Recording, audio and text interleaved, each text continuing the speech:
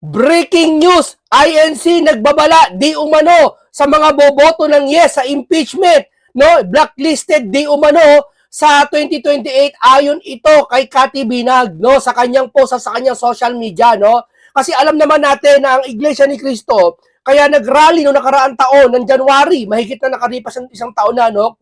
Na tutol sila sa ginagawa ng mga sa impeachment na sinasabi na ayaw nila dahil mas maganda unahin ang problema ng bansa. Pinagpaulang sabihin na to ng mga iglesia ni Cristo na unahin ang nangyayari ngayon sa bansa para sa mamamayang Pilipino. No? Sinasabi ni Cathy Binag dito, ayaw ng impeachment kay BBM man o kay Sara, mas unahin ng taong bayan dahil ito ang pinakamagandang solusyon. Hindi sila nakinig sa INC, di ba nag-rally? Ano nangyari? Nagkagulo-gulo. Di ba? Tapos nag-rally sila noong November. Anong sinabi?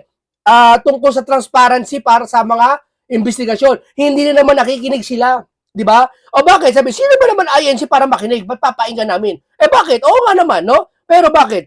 Yung bang mga bagay o tao nagsasabi sa iyo ng kabutihan, ayaw mo makinig? Ha? Yung bang mga tao na nagsasabi sa iyo para ikabubuti ng bansa at hindi lang para sa iyo, ayaw nyo makinig? Ganoon na ba talaga kayo katigas ang puso? Kinakailangan nyo pa na maghanap ng isang tao na pakikinggan nyo? Di ba? Ay sapat na ang INC na magsalita. Bakit? Tama sinasabi nila eh. Ano sinasabi nila? Unahin ang taong bayan. Tama, mali. Sabi nila, transparency for democracy. Tama, mali. Wala ko nakikita mali doon. Mali ba nila kung nag-utos sila na ikasasama ng bayan? Ayun. Pero nag-uutos, hindi sila nag-uutos eh. Hindi naman kayo minamandohan eh. Di ba? Pinagsasabihan tayo na sa mga ganitong bagay, dapat makinig tayo sa INC. Di ho ba? Ikaw ba, pag sinabi sa'yo ng tao na, bawal dyan na anya, may balon dyan, malalaglag ka, magagalit ka? Totoo naman, malalaglag ka pag hindi ka nakinig. Ayun, nangyari, nalaglag. Di ho ba? Eto, basahin natin. Kung sino iboboto blacklisted ay listed ng INC, ayon kay Cathy Binag, no? Papayaran lang po ito ngayon. Pero pakinggan po natin, ayan, yes, for impeachment blacklisted na sa INC sa PH Update Now, no?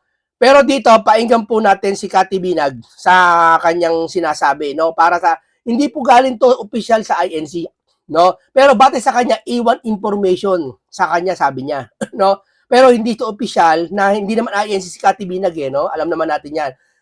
Sikat lang siya na mamamahayag diyan sa SMNI. No, nagigest din siya sa Net 25, no? Kasama si Attorney Rowena Guanzon. Ito, pakinggan po natin. Walang iba si Cathy Binag sa kanyang pahayag tungkol dito. Dito sa kanya galing kaya sumambulat eh. Eto na nga bang sinasabi ko eh. Eto na yun eh. 'Di ba? Yung mga hindi nakikinig. Eto na. Meron kasi akong A1 na information na may nagsabi sa akin. Pag sinabing A1 information, sabihin legit na legit. Di ba? Siya nagsabi niya na. Okay? Na dahil... Pero hanggat hindi tayo na ina-announce ng Iglesia ni Cristo, wag tayo basta kumagat muna. No? Pero syempre, pakinggan na lang natin ang sinasabi niya. Sa kagustuhan ng INC na ang prioridad natin or ng mga leaders natin is kapakanan ng bayan at mga taong naghihirap. 'Di ba? Against sila sa impeachment. Whether si BP Sara or si BBM ang i-impeach, ayaw nilang ma-impeach pareho. Siya may sabi niya, ayaw ng Iglesia ang impeachment kay BBM man o kay Sara, 'di ba? So ibig sabihin unahin ng taong bayan. Anong ginagawa ng mga 'to? 'Di ba? Pahirap yung krisis sa gas, hindi maasikaso. Yung krisis sa flood control ay hindi maasikaso. Ano pa? Yung pang-tax ayaw intindihin. Nakapokus sila ngayon kay Sara. Kasi ang gusto lang ma-focus is yung nangyayari sa ating bansa na pagbagsak ng ekonomiya, ang pagtaas ng mga bilihin, ng krudo, ng langis, ng gasolina at diesel. Tapos, ang ating mga leader walang ginagawa kundi sobrang hyper-focus more dyan sa impeachment. Talaga. Ang balita ko, dyan sa HOR at sa Senate, kung sino man ang bobotong yes for impeachment ay magiging blacklisted na. sa INC. Yun. O baka may magko-comment diyan na ano pakialam namin maging blacklisted. Uy, talaga? Anong pakialam nyo? O blacklisted sa INC? Malaki tulong ng INC. Hindi niya tulong eh. Di ba malaki ambag? Talagang pinakamalaki ambag. Bakit? Ito example ako kayo. Hindi lang isang lugar ang kilala ko Actually, nasa 5 lugar na ang kilala ko. Na talagang umaasa sila sa boto ng INC. Imagine may kalakihan yung alam kong lugar at isa maliit lang. No? Pinagkumpara ko. Doon sa isang lugar na hindi naman makalakihan, hindi kaliitan na lugar. Ayoko banggitin ko anong lugar, no? Meron lugar na ang botante ng INC, sinasabi nila nasa 9,000 mahigit. Nasa 9,000 mahigit. Maliit ang 9,000 kumpara sa karamihan. Pero napakahalaga ng 2 boto o 1 boto sa isang kandidato. Kasi may nagtatay At napakalaki ng agwat ng 9,000 na boto na sure naboboto. Sabi nila, INC, hindi naman sure magboto. May kakilala ko INC. Hindi naman sumusuporta sa ibang politiko, hindi naman dito sa dinala Hindi ako naniniwala. Hindi ako naniniwala. Meron man nasumpungan doon, kakaunting-kaunti lang. Siguro sa 1,000, baka 10,000, isa lang Di ba? Marami akong kakilala na kung ano talaga dinala ng INC ng binuboto nila. Ganun sila naging masunurin sa kanilang doktrina. Hindi sa kanilang leader o ano. Dahil sinusunod nila yung utos sa Biblia. Yan ang pagkakaalam ko. Di ba? Yan ang pinaka-practice nila noong paman. Sinauna pa lang. Hindi pa kayo buhay, lolo nyo hindi pa buhay. Yan ang ginagawa ng INC. Di ba? Sinauna pa lang yan, ginagawa na. Hanggang sa natutunan ng henerasyon na isali nila, ganyan, dahil sa doktrina. Di ba? Kaya sabi nyo, 9,000 lang. Huwag nyo mamalitin yung 9,000 na boto. Kakilala ko nga sa lungsod na yun, 9,000 ang boto Alam mo nangyari? Tumriple ang bilang. O, 9 times 10, ilan? Ilan? 18. 27. Tama ba? 27. O, 27,000 ang vote. Bakit naging triple? Kasi ganito yan Hindi niya triple. Baka maging quadruple, 4 na beses pa dumami 9,000 na boto Bakit? Ito paliwanag ko May kakilala akong lungsod na kung saan 9,000 plus ang INC.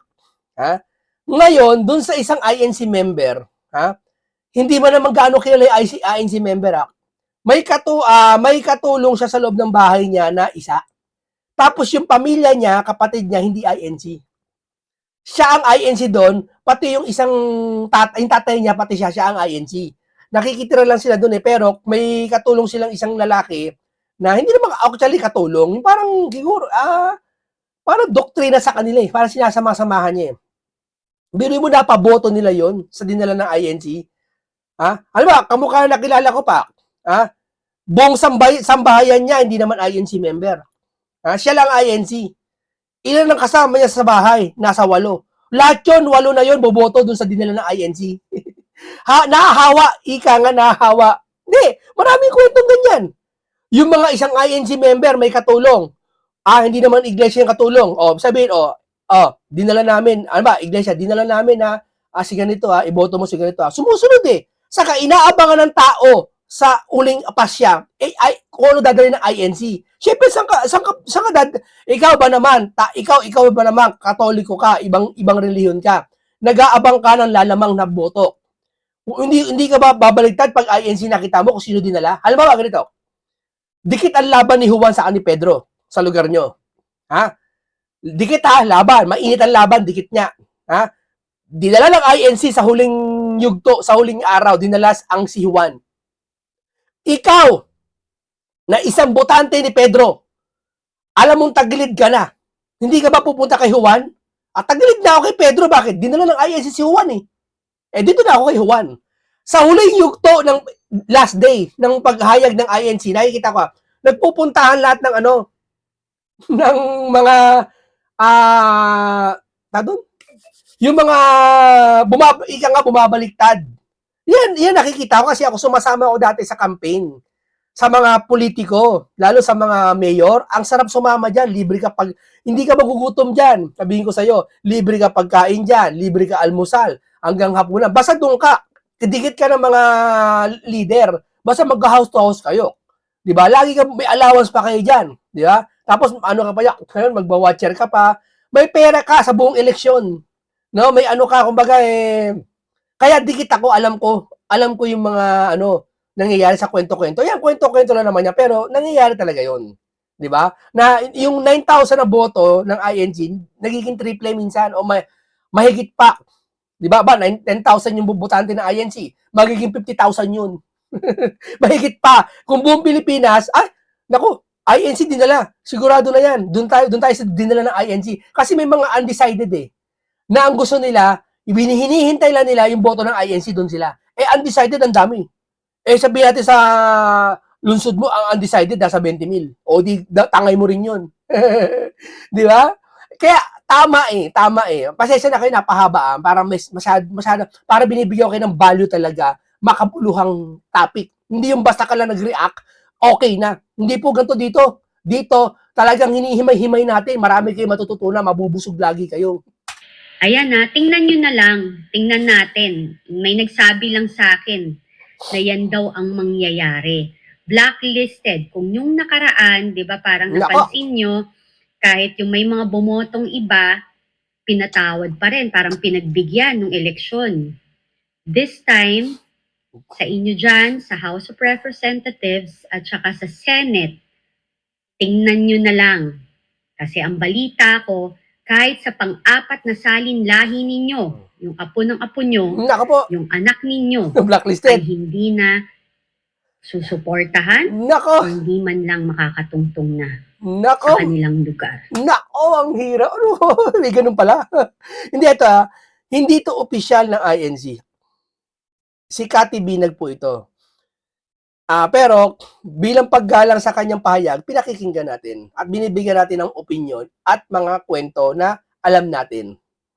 Pero hindi ito opisyal dahil hindi naman siya INC member, hindi naman siya opisyal sa INC, hindi naman siya tagapagsalita. No? Hintayin natin yung tagapagsalita nila. No? Pero syempre, sa mga ganitong usapin, na nabanggit na niya, nasabi na niya, wala na magagawa, napapainggan na natin. No? Pero kung totoo man ito, huwag nila mamalitin ng INC. Di ba? Sabi ko nga, huwag nila mamalitin. Dahil malaki ambag, hindi lang sa pagboto. Naambag sila. Kumbaga, sa komunidad. Bakit? Ang mga INC member, bihira ka makikita, wala ka nga makikita hold-upper sa kanila eh. Di ba? At patas sila lumaban. Patas sila, nagtatrabaho sila ng patas. Hindi sila nanggugulang sa trabaho. Kaya nga sa trabaho, kinukuha mga INC member. Malaking bagay kasi sa isang community na napakaraming INC, nakakaambag, umiikot tama ang ekonomiya, walang dayaan, di ba? Tama ang pasahod sa kanila, hindi sila nagreklamo, di ba? Nagtatrabaho sila na mahusay, kasi inuutos sa kanila bawal tamad. O yung syempre, yung isang member, ay hindi tatamad-tamad. Kaya minsan yung INC, nakikita mo, nasa ahensya ng gobyerno, nasa mataas na posisyon. Kahit sa private sector, nasa mataas na posisyon, may manager, may ari ng kampanya, may CEO, may presidente, may manager, nasa mataas sa posisyon. Bakit? Kasi sa kanilang kasipagan eh. Kasi utos sa INC, bawal ang tamad. O so pag hindi ka tamad, automatic, mapupromote ka sa trabaho mo. Ay, ang sipag niyan. Hindi na minsan titignan yung kung relihiyon niya eh. Minsan nakikita yung performance niya kasi dahil sa relihiyon niya. Di ba? Dahil sumusunod siya doon sa relihiyon niya, ibig sabihin, napopromote yung isang INC. Kaya nga sa isang komunidad, pinagkakatiwala ng INC. Dahil sila ay nakikiusap pero ayaw niyong pakinggan dahil nakita nila na ang prioridad ninyo ay mamulitika kesa ang iprioridad ninyo ay ang para sa bayan. So, nasa sa inyo na yan. Tingnan nyo na lang. Tingnan na lang natin kung ano mangyari. Nasa sa inyo kung you will risk it. Diba? Nasa inyo na yan. Kung gusto nyong hamunin, diba? Nag-announce naman, simula January, nag-rally, hanggang nung nakaraan lang, may 3 days din silang rally, supposedly, hindi pa rin kayo nakikinig. So, ayan, sabi nung aking informante na A1, na hindi mukha na talagang this time, lahat kayo naboboto ng yes dyan, wala nang tsansa. Blacklisted to the core. Kasi you don't listen to the call ng mga tao, yung mga panawagan ng mamamayang Pilipino na ibaba ang kuryente, ibaba ang bilihin, tanggalin ng tax, pagaanin ang buhay, pero kayo, busy kayo dyan lahat kung paano pabagsakin si BP Sara. ayaw niyong makinig. So ngayon, sila, nakita siguro ng INC na ang prioridad ninyo is mamulitika, hindi ang para sa bayan at para sa sambayan ng Pilipino, so you don't deserve their support. Yun lang naman yung akin, yun ang analyze ko na feeling ko, nakita nila yon. Kasi ang tagal na nilang pinagbibigyan kayo dyan eh. So yan nasa sa inyo na yan. Tingnan ninyo, napaka-consistent ng INC. Nakikiusap sila, never silang nakisali sa politika.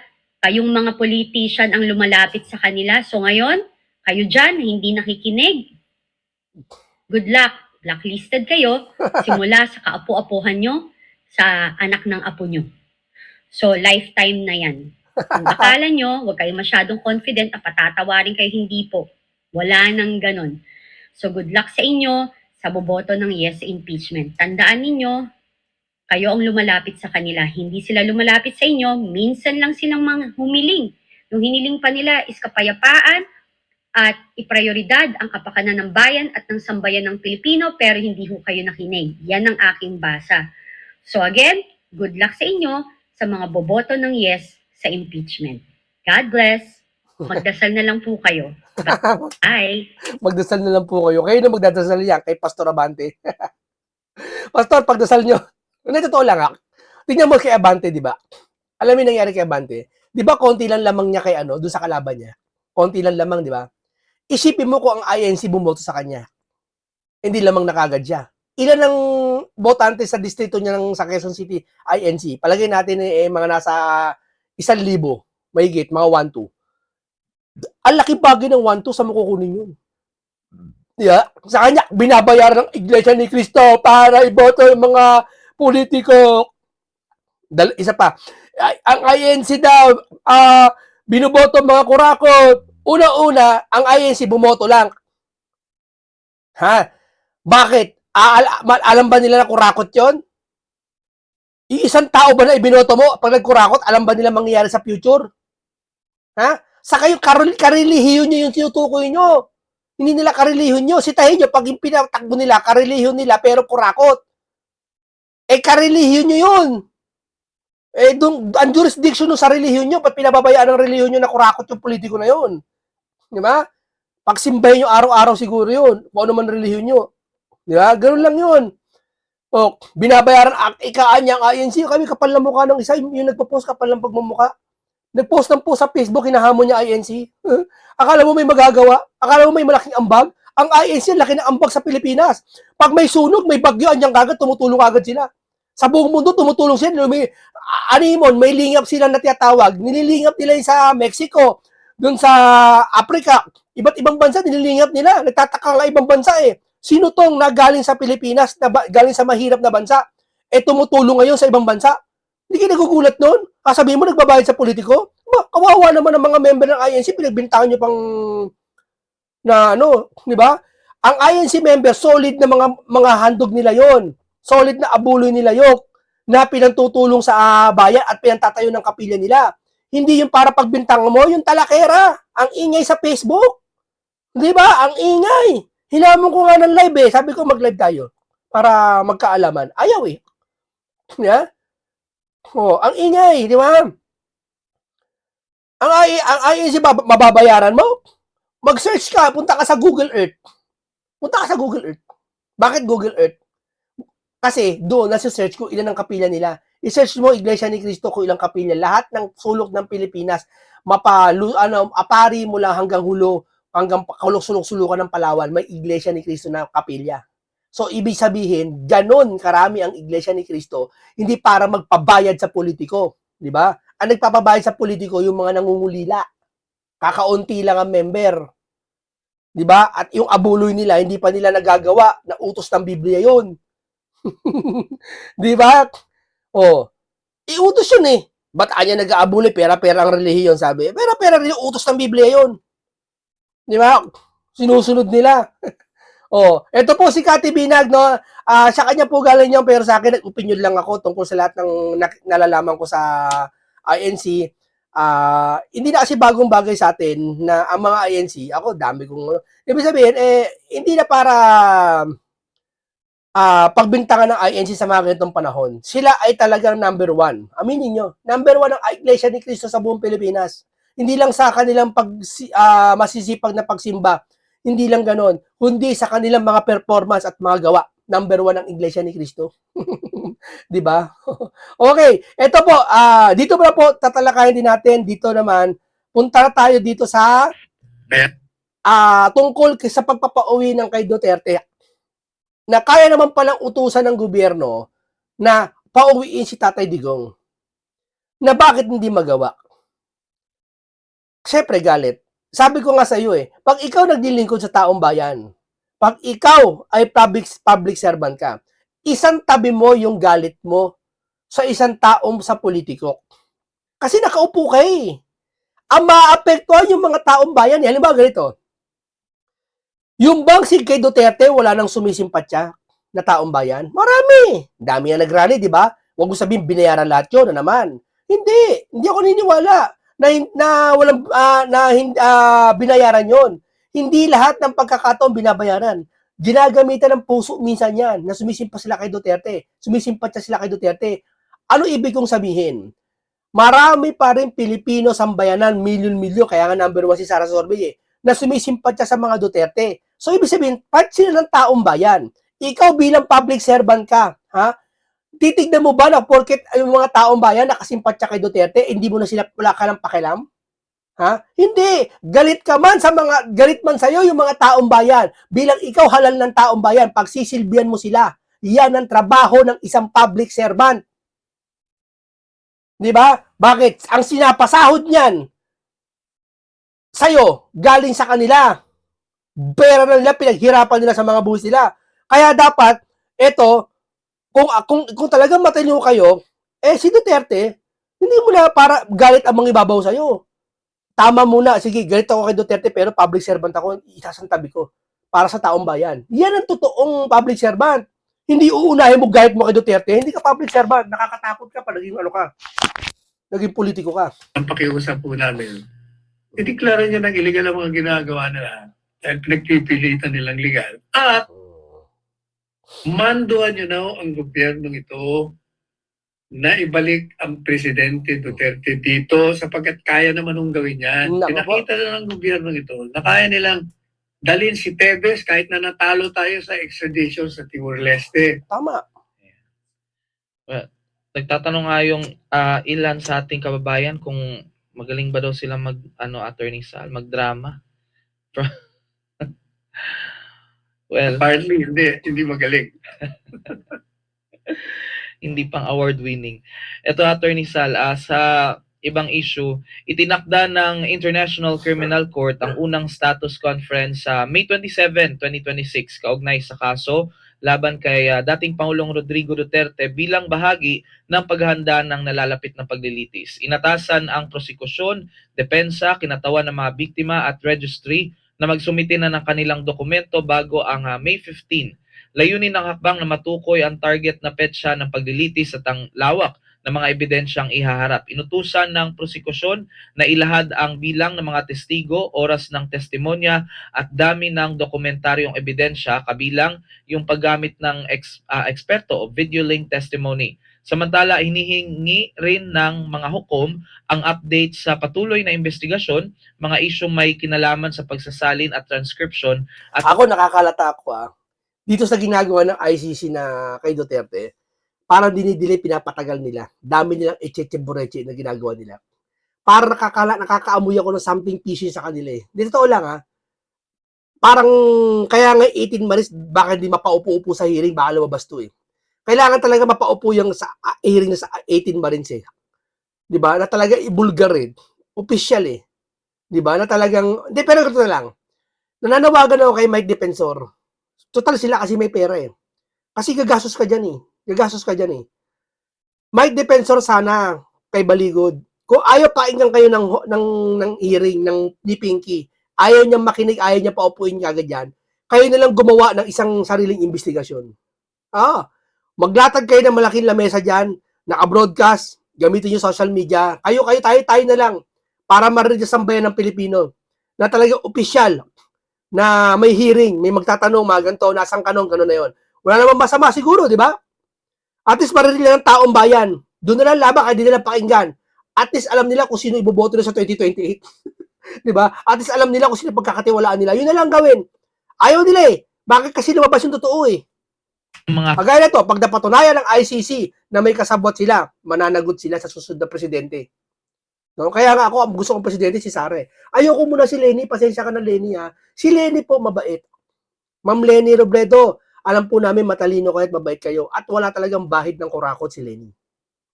Yan ang akin nasasabi kay Leni. Pero nakikita ko, hindi kakayanin ni Leni sagupain ang mga masasamang kriminal. Ang makakasagupa dyan, yung mga tao na kung saan kaya lumaban sa kriminal. Walang iba kundi mga Duterte. Ang laban na to, hindi para ipatupad mo lang, na hulihin mo sila, hindi. Iba ang laban ng mga to. Kailangan dito kamay na bakal. Hindi rosas na kulay pink. Hindi namin kailangan muna yan. Ma'am Leni, ginagalang kita pero siguro pag nawala si Sara sa pagkatapos ng termino niya, kayo na iboboto namin. Oo, kayo na. Wala na ibang mas magaling kundi kayo na.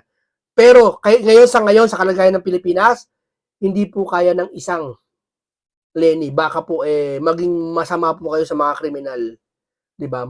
Ibigay na lang po natin yan sa kamay na bakal. Na matatag, na talagang is inspired sa tatay niya, ni si Tatay Digong. Walang iba kundi si Sara Duterte. hakbang para sa proteksyon ng mga testigo tulad ng reduction at delayed disclosure. Recently lang din, Attorney Sal, ay nilahat din nila yung mga bagong hahawak na judge sa kaso sa ICC. Ano pang masasabi mo dito, Attorney? Well, excuse me. Ang iniisip ko po dyan, maliban pa sa mga sinabi ko na at babalikan natin maya-maya, yung mga bagong judges, sana, hopefully, kakaiba ang takbo ng mga utak nito. Hindi kagaya doon sa pre-trial chamber na talagang pre-judge na nila.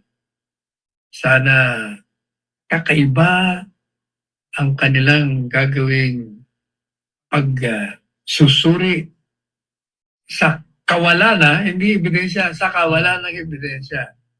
Kasi gaya ko ng sinabi natin, sasabihin na naman natin, hindi ba, itong programang ito, ang una nagsabi, na yung ICC, pagpipilitan nila na may jurisdiction sila.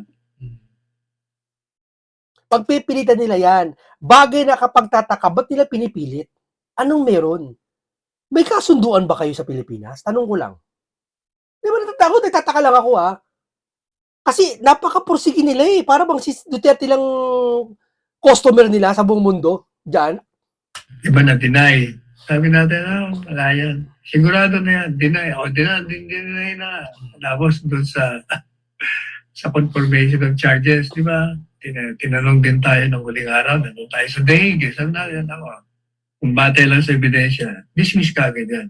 Walang court na magpupumpirma ng mga demanda na wala namang batayan. Kasi sabi natin, ang ebidensya nila, batay lamang sa haka-haka, espekulasyon. Batay din sa hearsay, walang personal knowledge yung mga nagsasabi. O kaya double hearsay. Narinig lang kay ganito, narinig kay ganon. Pagkatapos, yung mga papatayin kita, yung mga pagbabanta, na hindi naman crime yung nagbabanta ka. Banta lang na panakot lang at natakot naman. So, walang, madaling sabi, talagang walang basis. Tapos, yung pang mga ebidensya nila na mga news item, Jesus Maria Joseph Noel. Kaya sabi natin, walang hukuman na magkukumpirma. Pero, may yung dinagdag natin, maliwanag ho yun. Kasi di ba sabi natin, the prosecution's evidence has been shattered. At pinaliwanag natin. Pero ako, dahil kahit na shattered, kahit na walang ebidensya, natatakot tayo dahil mayroong mga external considerations o mga hindi napapaloob sa dapat mong pagbatayan legal na mga kalakaran na maaari na siguradong dire-diretso na ang paglilitis kay Presidente Duterte. Bakit kanyo? Di ba sinabi ko na sa inyo? Number one, kahit walang jurisdiction, pinagpilitan nila. Hindi, pagpipilitan talaga nila ang ano niyan, jurisdiction niyan. Para lumalabas, ang ICC may karapatan sa Pilipino. Na sako pa. Isipin mo kumalas na tayo dyan matagal na tapos ngayon nasa jurisdiction pa din ginawa nila. Ang hilig talaga nila bumalik sa nakaraan, no? Isipin mo kaninong chemistry yan, kaninong utos yan, yung tungkol dyan. Biruin mo, kumalas na tayo sa ICC matagal na. Tapos ang pakatwira may jurisdiction kasi nangyari daw yon sa panahon na kung saan ang ICC nandito pa. Yung krimen na yon. Ang galing nila bumalik sa nakaraan, no? Sino ba bumabalik sa nakaraan? Tapos itong sa impeachment, sa nakaraan din sila bumabalik. Alam niyo lang kung sino nag-uutos, isang tao lang yan. Dating senador, tip ko, may dating senador. Yan, nakikipag-ugnayan yan. Baka nabigyan ng maleta yan eh. Tapos nagbigay sa ICC. At yung sabi sa 18 Malis, di ba, meron daw yata. Baka lang Ayoko magsabi kung sino yan. Di ba? Pero dating senador, alam niyo na. Iisa naratibo eh. Laging dati binabalikan eh. Isipin mo, wala nga, kumalas nga tayo sa ICC, pero yung ginawa daw ni Duterte, sako pa daw ng ICC. Saan nakakita nun? Parang yung impeachment na, hindi pa naman Vice President si Sara niyan, yung transaction na yan, pero 2027, sinama na. Tapos, isinama sa impeachment. Bumabait kayo sa nakaraan. Ang galing, no? Ibig sabihin pala, kung gumawa ako ng against crime from humanity, sa panahon, pwede palang dalhin ako sa Hague. Kung kilala akong personalidad, halimbawa, sikat ako sa Pilipinas, politiko ako, no? Sa time naman dito pa yung ICC, pwede pala. Sabihin may jurisdiction sila to the future. To the past pala, to the past. Ganun ba yun? Nagka-jurisdiction kayo sa past? Ganun din yung impeachment sa past, tumitingin. Hindi na. Hindi, ito na, pasensya na. Ganito talaga style ko magsalita. Hindi ako galit. Ganito talaga ako magsalita. Style ko to sa pagbablog ko. Pangalawa, kahit na in-erase na yung issue ng jurisdiction na dapat i-resolve, kahit hindi pa resolve, tinuloy pa rin nila yung confirmation of charges. Kasi sabi natin, 3 judges ito. Ngayon, ito na. Nangyari na hula siya. Itatrial na naman siya. Anong magiging ebidensya nila? The same evidence na prinisinta nila sa pre-trial chamber. O kaya, sana, nag-apilo Nag-apil ngayon ang Attorney Kaufman at ang mga abogado ni Presidente Duterte. Kini-question nila yung ruling ng pre-trial chamber. Sana yung mga bago, yung nasa appeals court, tingnan maigi. Ang problema, sila rin yung nagkumpirma ng charges. Alam ka naman, babalik ta rin nila. Kaya ang pag-asa na lang natin, sana yung mga bagong judges sa trial, kakaiba ang paningin, ang pananaw, ang training para magkaroon ng walang kaduda-dudang paglilitis kung saan batay lamang talaga sa ebidensya. Otherwise, wala, kukunbiko nila yan. Lalo na, questionable ang eksistensya ng ICC. Kasi nga, maraming issue sa kanila. Sa unang-unang issue sa kanila, ina-target nila yung mga itim, mga African. Nung mapulaan sila, hindi, meron din kami mga puti. O yan, nag-issue sila ng warrant kay Putin, kay Netanyahu, kay Jaod. Pero, yung mga puting yan, hindi naman yung mga membro yung bansa nila. O biro niya, o di another Guri mo, gusto ganyan mangilam. Di ba? Nakatanggap na naman sila ng Yung jurisdiction ng Pilipinas, ang layo na sa kanila. Di ba? Ngayon si Putin naman ang try nyo hulihin si Putin. Try nyo. Tapos, itong kay Duterte rin. Wala silang jurisdiction. Pareho din nung kila Russia, Israel, and Ukraine. Wala rin silang jurisdiction doon. Pero pinakialaman nila. Kaya hindi ba yung artikulo ko, sabi ko, itong ICC, sinisira nila, sinasalakay nila ang pambansang kasarilan ng mga bansa. Sinira tayo. Sinira yung bansa natin, di ba? Yung ating justice system na bastos. Yung soberenya natin na bastos. Wala kasi sila alam sa soberenya no? Ang soberenya iniingatan yan. Di ba? Biruin mo, nagpapauwi tayo ng mga Pilipino na huwag nyo litisin dyan, di ba? Dito nyo litisin sa Pilipinas kasi mayroon kami nitong batas. Di ba pinapauwi? Di ba? Kahit yun, di ba si Russian, nahuli yung vlogger na Russian? Di ba? Ano ginawa? Bigla pinauwi doon sa bansa niya. Si Vitali ba yun? Ayan, maraming salamat, Attorney Sal. Samantala, Okay, maraming salamat po. Nandito lang po, tapos na po yan. Nakita po natin na ang INC, di ko pa na sabi ni Cathy, nagsabi doon ng ganun. Pero hintay natin at siyempre, pinagkakatiwalaan talaga ang INC pagdating sa eleksyon. Talagang solid sila kung bumoto. Kaya nga si Senator Rodante Marcoleta bilang isang INC, makikitaan mo sa kanilang pananalita sa galaw ni Senator Marcoleta at husay. Talagang mahusay talaga ang kanyang nalaman sa turo ng doktrina ng Iglesia ni Cristo. Yan nakikita ko. Dahil nakikita ko, rumireflect kay Senator Rodante Marcoleta kung gaano kahusay yung natutunan niyang doktrina, yun ang nasasalin niya sa sambayan ng Pilipino. Yun ang sumasalamin nakikita natin sa kanya. No? Ibig sabihin talaga, sa madaling salita, malaki talaga ang kinalaman na kapag ang isang Iglesia ni Cristo ay naturuan ka, talagang magbabago ka at pati yung pananalita mo, makakatulong sa sambayan ng Pilipino. Kaya nga, si Senator Rodante Marcoleta napakahusay. Di ba? Okay, maraming salamat. Mabuhay kayo, mga Iglesia ni Cristo. Mabuhay lahat kayo. Yung mga nambabati ko sa inyo, huwag kayong mag-alala. Nire-reveal natin dito sa ating hindi sila nakakalusot. No? Sinasagot natin sila sa tamang paraan at tamang katuwiran. Maraming salamat. Makabuluhan talakayan. Paalam sa inyong lahat.